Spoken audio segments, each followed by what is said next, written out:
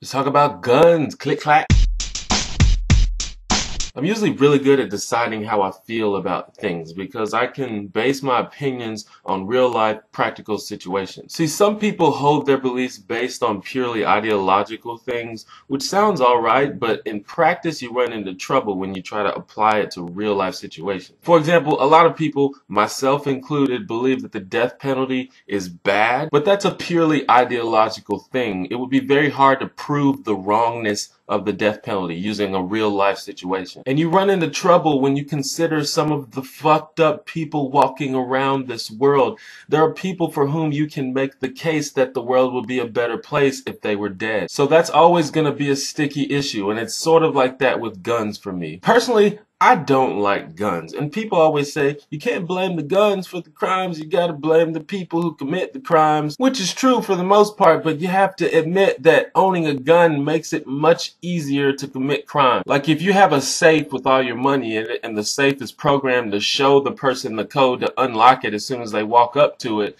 sure, if someone walks up to your safe and steals your money, that person's an asshole, but still that safe is ridiculous and shouldn't exist. Obviously, people who commit gun-related crimes should be held accountable for their actions, but I think it's worth thinking about that there exists an object whose primary function is to end the lives of living things. That's disturbing to me. And no offense to anyone, but a lot of people who are extreme gun supporters are really creepy and really deranged sounding people, and that doesn't make it any better for me. Like when Charlton Heston used to say, "You can have my gun when you pry it from my cold dead hands." Was that not disturbing to anyone? That was very creepy to me. It's a thing, it's an object, it's a tool. Like if I take away your leaf blower, are you gonna complain that I'm offending your freedoms? Like it's kind of crazy, man. Now, I don't mind guns as a collector's item. I don't mind guns for sport or recreational uses, but the idea of a gun being functionally designed to kill people is insane to me. And if you only like guns because you like the idea of being able to destroy people,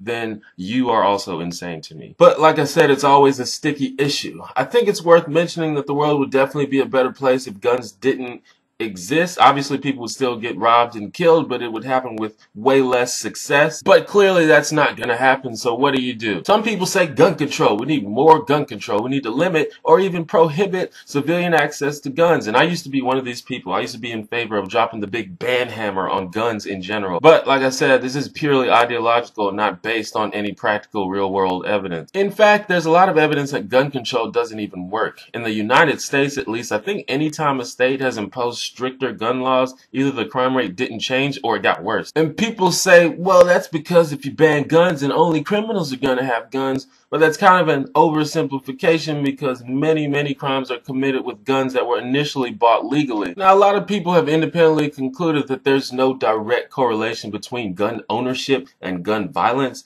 but it can't be a coincidence that Americans own way more guns, like not even close, than any other nation, and also has one of the highest rates of gun violence among developed nations. One of the big problems is the culture of fear that we embrace in America. Politicians tell us that terrorists are going to kill us. Conspiracy theorists tell us that the government is going to kill us. Hollywood tells us that creepy old hitchhikers with machetes are going to kill us. The local news tells us that our neighbors are going to kill us. So everyone runs out and buys a gun. And I'm sure you've heard some story where some guy successfully defended himself because he had a gun on him. But if you think about it, 8 out of 10 people in America own a gun. But somehow 8 out of 10 people don't survive criminal attacks. So what the hell are we supposed to do?